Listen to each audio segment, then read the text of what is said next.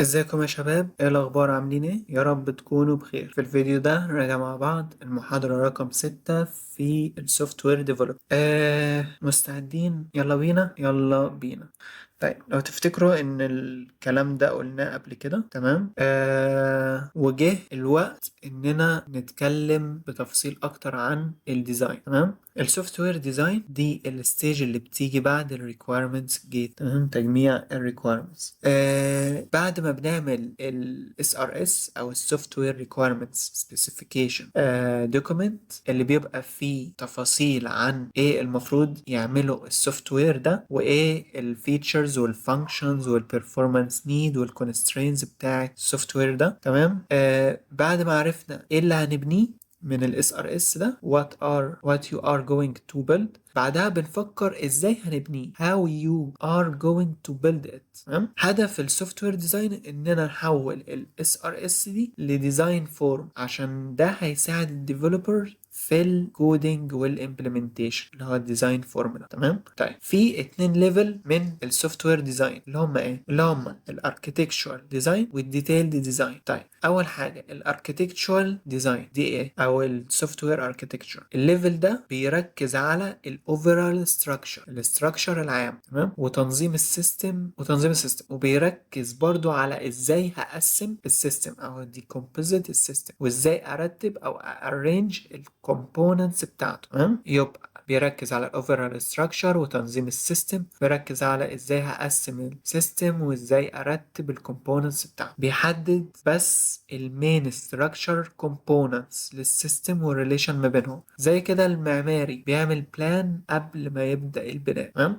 طيب، في الاركتكتشر ديزاين بنحدد ايه؟ بنحدد الحاجات دي، بنحدد الميجر كومبوننتس بتاعت السيستم، بنحدد الريسبونسابيلتيز بتاعت كل كومبوننت. يعني مثلا الكومبوننت دي مسؤول عن الداتا بروسيسنج، الكومبوننت دي مسؤولة عن الريبورتنج، هكذا. وبنحدد ازاي الكومبوننتس هتinteract، زي هتinteract مع الانبوتس اوتبوتس، الداتا فورماتس، الكوميونيكيشن بروتوكولز، وهكذا. تمام؟ وبنحدد حاجة مهمة كمان في الاركتكتشر ديزاين، وهي ايه؟ وهي الديزاين باترن. تمام؟ ديزاين باترن زي ايه؟ زي الكلاينت سيرفر، البيب اند فلتر، اللايرد، الام في سي. كل واحدة من دول هنتكلم عن ايه عليهم بشكل بالتفصيل اكتر يعني. تمام؟ طيب، والاركتكتشر ديزاين ده بيقدم لنا حاجه زي البلو برنت كده للسيستم، كمان بيقدم فاونديشن او اساس للتيم. الاساس ده هو اللي بيبنوا عليه كل حاجه. تمام؟ الليفل ده بيحدد الاوفرال ستراكشر زي ما قلنا، او الستراكشر العام، او الكور اليمنتس للسيستم، اللي هي الاجزاء اللي صعب نغيرها وتعتبر فاونديشن، تعتبر اساس. لكن الانترنال ديتيلز بتاعت الكومبوننتس دي مش بهتم بيها في الاركتكتشوال ديزاين. تمام؟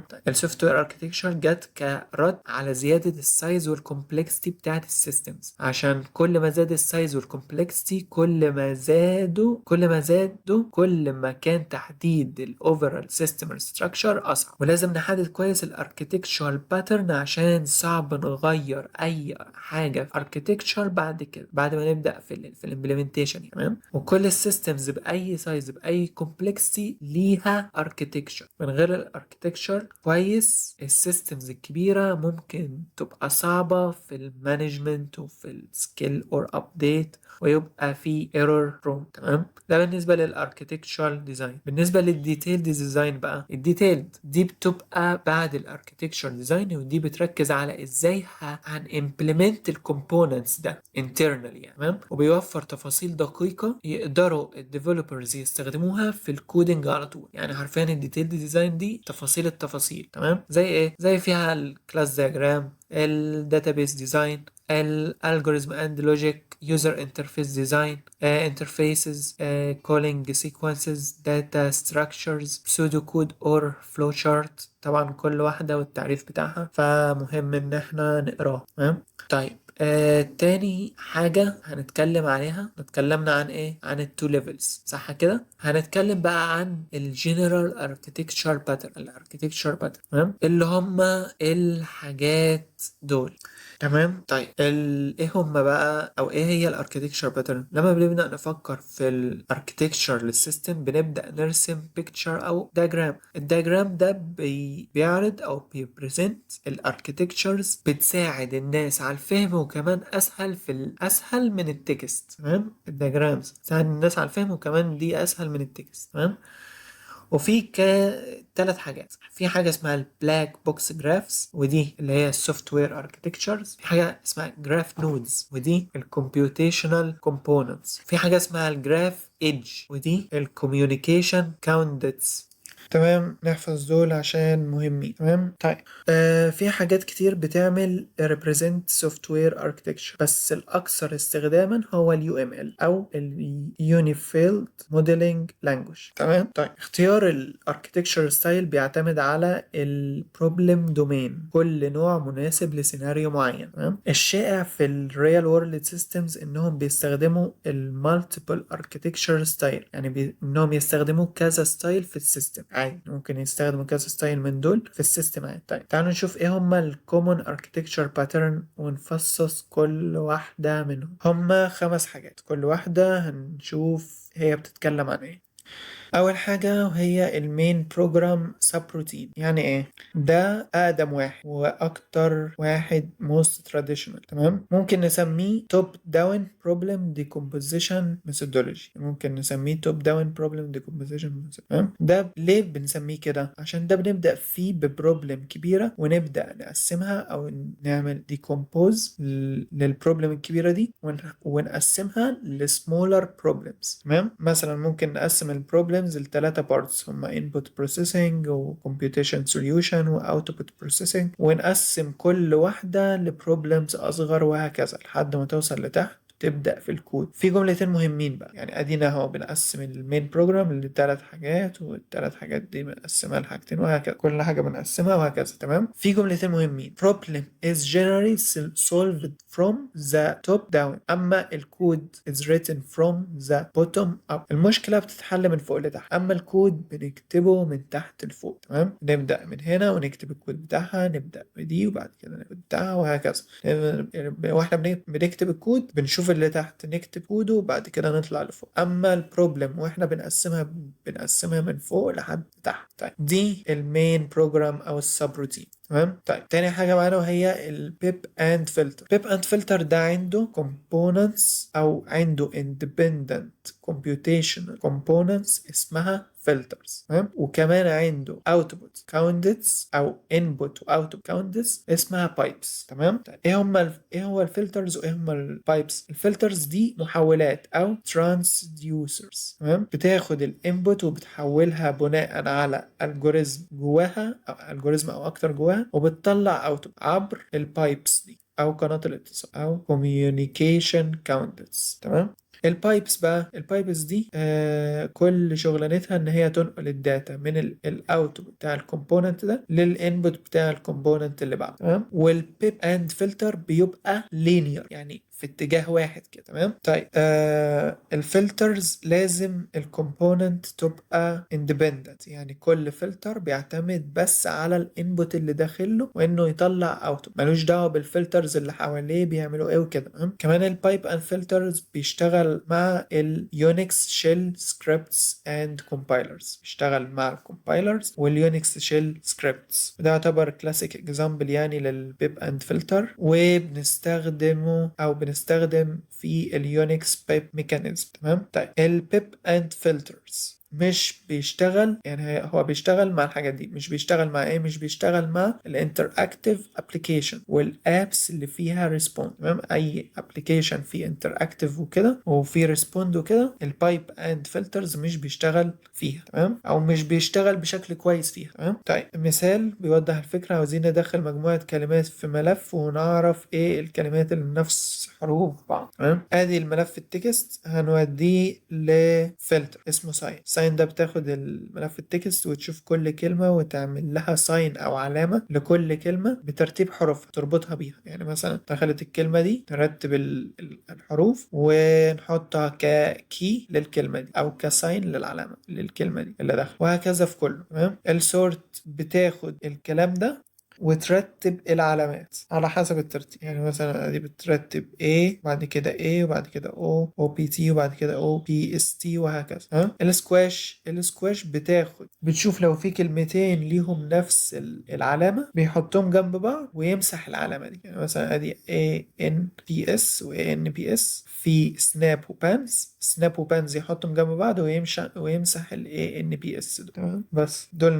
نفس الحروف وهكذا. تمام، ده بالنسبة للبايب اند فلتر. طيب بالنسبة لل MVC، تمام، ايه هو الموديل فيو كنترولر؟ ده واحد من الاوبجكت اورينتد اركيتكتشر باترن، طريقه بتخلينا نقسم البروجكت على 3 حاجات اللي هم الكنترولر والموديل والفيو. تمام، وطورنا الانبوت، ومفهوم ان عندنا انبوت بروسيسنج اوتبوت لجي اي ريلم، اللي هي دي اللي هو ايه الانبوت والبروسيسنج اوتبوت بما يقابلها كنترولر موديل فيو. الاوتبوت بيظهر في الفيو، الانبوت بياخده الكنترولر، والبروسيسنج الحاجات اللي بتتعمل جوه الموديل. تمام.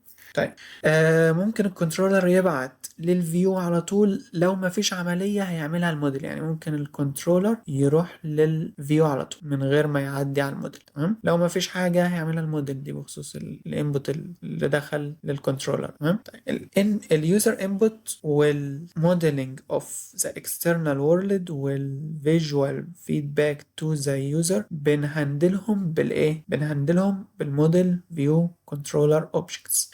تعالوا نشوف واحدة واحدة بتعمل ايه. تمام، كنترولر بيهندل الانبوتس، يعني بيفسر او بيانتربرنت الانبوتس اللي بيدخلها اليوزر بالكيبورد والماوس. مثلا بيحول الاكشن دي لكوماندز بيبعتها للموديل. تمام، اليوزر يعمل انتراكت مع الفيو، يروح الكنترولر واخد الاكشن دي او الانبوت دي من اليوزر ويروح يوديها للموديل، يبعتها للموديل والفيو عشان يحصل، وبعد كده بعد ما يخلص الموديل يروح يبعت النتيجة للفيو عشان يحصل التغيير المناسب اللي اليوزر عاوزه. تمام، الموديل ده بيحدد الرولز اللي هنمشي عليها. تمام، حدد او بيديفاين الابليكيشنز بزنس رولز. تمام، ده الكمبيوتيشنال ستراكشر، المين كمبيوتيشنال ستراكشر للاركيتكتشر، وعارف ايه اللي المفروض الاب يعمله. ده مين؟ ده الموديل. تمام. طيب وبيموديل البروبلم ويحاول يحلها. تمام، وبيمانج داتا اليمنت او اكتر من داتا اليمنت. تمام، وبيرد على الكويريز وبيبروسس الانستراكشنز عشان الستيت تتغير. تمام، يبقى الموديل بيرد على الكويريز وبيعمل بروسيس للانستراكشنز اللي جايه له من الكنترولر عشان الستيت تتغير او حاله الفيو تتغير. تمام،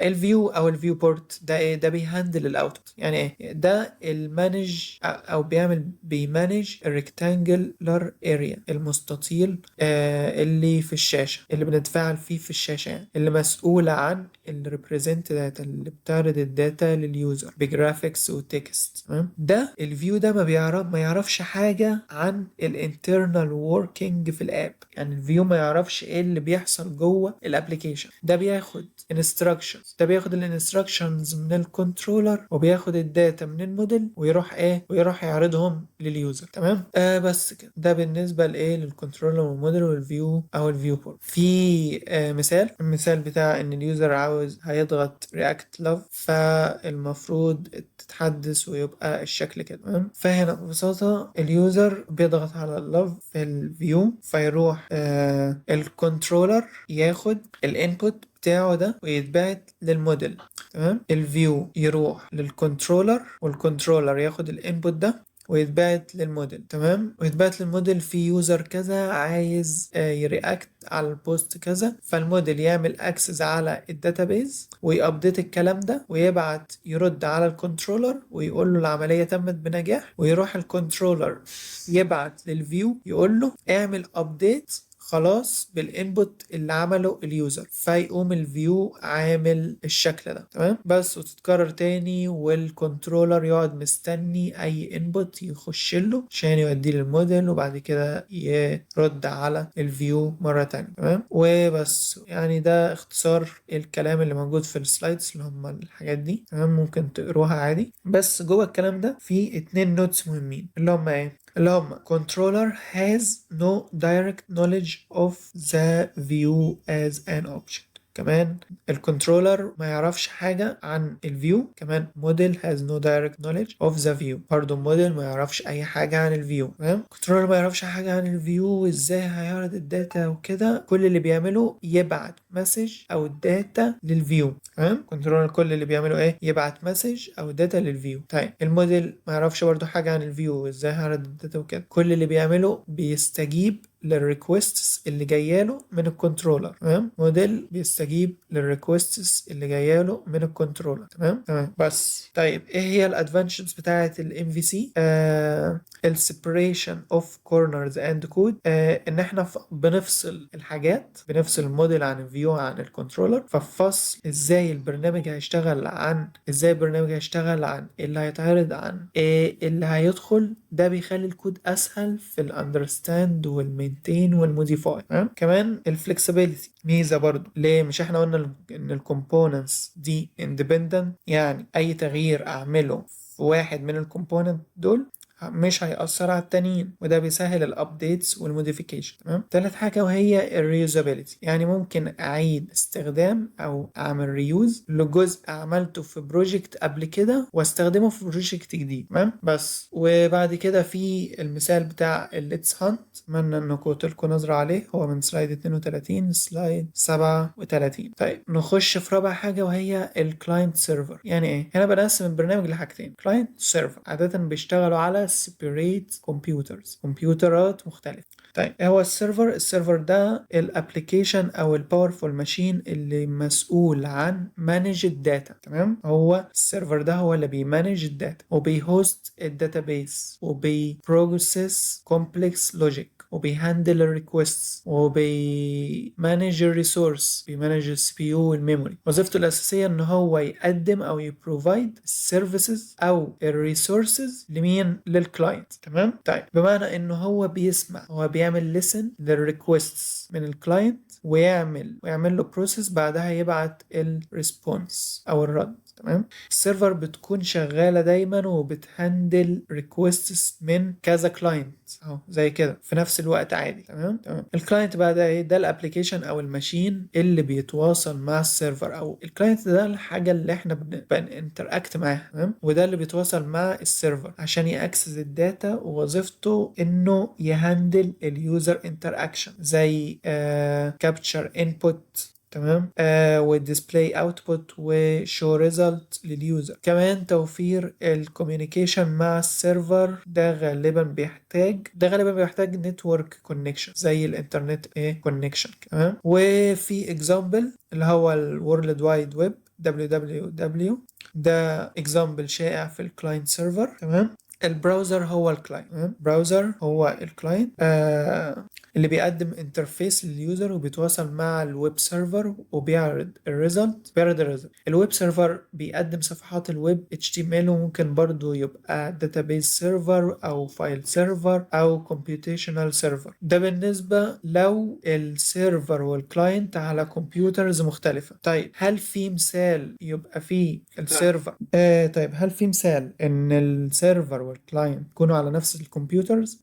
في، اسمه برنت سبولر. والبرنت سبولر ده برنامج سبريد شيت او وورد مثلا بيعمل رن، وككلاينت بتعمل ريكوست بانك عاوز تعمل برنت، فيروح الريكوست ده رايح للاوبريتنج سيستم، بالاخص البرنت سبولر جوه الاوبريتنج سيستم. تمام. وده بياد الفايل في كيو اوف برنت جوبز ويمانج ويتواصل مع البرنت درايفر ويديها الريكوست البرنت. تمام. في جمله كده اخيره ابقوا اقروها. تمام. طيب كده احنا نكون خلصنا الكلاينت سيرف. فاضل لنا اخر حاجه وهي layered architecture. يعني ايه layered architecture؟ هنا احنا بنقسم الابلكيشن للايرز، كل لاير مسؤولة عن حاجة معينة بتكوميونيكيت مع الادجيسنت layers او اللايرز اللي فوقيها واللي تحتها بس، او القريبة منها بس. تمام. اللي فوقيها واللي تحتها above or below. تمام. كل لاير معزولة او isolated عن اللي فوقها واللي تحتها، وبالتالي اي تشينج نعمله على لاير مش هيأثر على اللايرز التانية. تمام. طالما هما isolated. تمام. طيب فيها كام layer؟ فيها 1 2 3 4 5 layer. اول واحده البرزنتيشن لاير دي ايه؟ دي التوب موست لاير، اول لاير اللي بتinteract مع اليوزر دايركت. تمام. هي المسؤوله عن تجميع الانبوت من اليوزر وعرض الاوتبوت لليوزر، ودي فيها الويب بيجز والفورمز واليوزر انترفيس. تمام. طيب الابلكيشن لاير او السيرفيس لاير دي بتنسق الداتا coordinate the flow of data. تمام. بين اللي فوقها واللي تحتها، وفيها اللوجيك والسيرفيسز اللي بتحدد ازاي هنستخدم systems functionality. تمام. طيب بعد كده الدومين لاير او البيزنس لوجيك لاير، دي زي موديل كده. يعني دي جواها الرولز واللوجيك كله. مثلا لو بنتكلم في بنك، اللاير دي دورها الرولز، زي مثلا عملية السحب وعملية الإيداع والبالانس تشيكينج، عملية التشيك وهكذا. تمام. طيب بعد كده البريزيستنس لاير، دي دورها انها تمانج الداتا زي الستورنج والريتريفنج والابديتس والديليشن الداتا، وفيها اس كيو ال كويريز وموديلز زي الاو ار ام اوبجكت ريليشنال مابينج.